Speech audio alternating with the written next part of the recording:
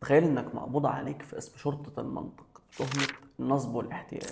الضابط سألك وقال لك انت ازاي يا حمادة تكسب اللوتري 53 اسبوع ورا بعض من غير ما تخسر ولا مرة؟ رديت انت عليه قلت له يا باشا هو مفيش غير حمادة في المجرة ولا ايه؟ العلم بيقول طالما في احتمالات يبقى كل شيء وارد. رد عليك الضابط وقال لك لا، تكسب مرة ماشي، مرتين نقول حظ، لكن 53 مرة ورا بعض ده اسمه استعباط رياضي. الرياضيات بتقول ان احتمال حدوث ده هو واحد جنبه صفار من هنا لحد اسوان. او المشهد ده بالظبط اللي بيحصل لما حد يحاول يقنعك ان الكون والحياة جم صدفة. بيستخدموا خدعة اسمها مط الصدفة. يقول لك هو انت مش ممكن تسافر الصين تقابل صاحبك برعي بياكل نودلز؟ رديت انت عليه وقلت له لا، برعي انسان، الصين بلد والنودلز موجوده، العناصر كلها متوفره، فليه ما يحصلش؟ لكن لما اقول لك ان رميت برينتر من فوق البرج فنزلت الحروف مترتبه وطلعت لي روايه كامله لدوستويفسكي بدون خطا واحد، هنا انت لازم تعترض.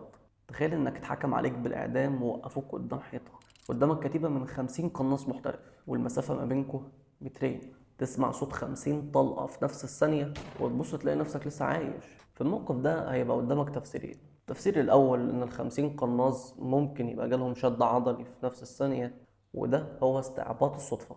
والتفسير التاني المنطقي إن القائد قاصد يخليك تعيش. الكون بتاعنا هو حمادة اللي نجا من الكتيبة دي. مئات الثوابت الفيزيائية متصوبة ناحيتك، الجاذبية، القوة النووية، سرعة التمدد. لو ثابت واحد فيهم جلش بنسبة شعرة ما كانش هيبقى فيه كون، لا كربون ولا بروتين، ولا كان هيبقى فيه صديقي المشاهد الجميل اللي بيتفرج عليا دلوقتي. في اتنين في الكون ده بيتعاملوا مع الوقت على انه عصاية سحرية، الماديين والتطوريين، بس العامل المشترك دايما ما بينهم هو القرد.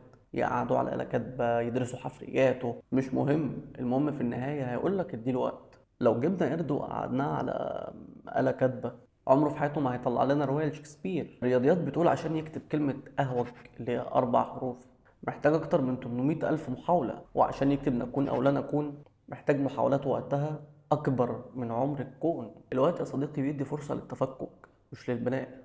دي الانتروبيا أهوج. لو سيبنا عربية مليون سنة في الصحراء عمرنا ما هنرجع نلاقيها هليكوبتر، هنرجع نلاقيها خردة مصدية، ده لو لقيناها أصلا. العشوائية عدوة المعلومة والصدفة عدوة النظام.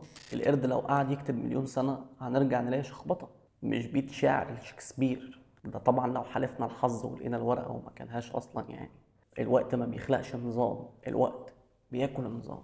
لما الكبر بيحاصرهم قدام دقة التصميم بيهربوا لنظرية اسمها المالتيفيرس. يقول لك بما ان احتمالية ان الكون بتاعنا يجي صدفة هي 1 على المليار، يبقى في مليار كون تاني فشلوا واحنا اللي نجحنا. ده زي حمادة اللي سقط في الامتحان وقال لابويا حاج عبد الغفور في عدد لا نهائي من الاكوان، انا سقطت في الكون ده بس اكيد في نسخة مني في كون تاني طلعت الاول على الجمهورية وزمانها دلوقتي بتتكرم من الوزير. طبعا الحاج عبد الغفور اداله شبشب متعدد الابعاد نزل على دماغ حماده في كل الاكوان الموازيه. الواقع بتاعنا بيقول ان الكون مضبوط. محاوله تمييع الدقه دي بان في غيره بايظ ده مش علم، ده اسمه هروب. بطل كبر يا حماده وبطل تصدق ان القرد ممكن يكتب قصه حياتك. الصدفه هي مجرد اسم مستعار بيستخدمه الجاهل عشان يسمي بيه القدر.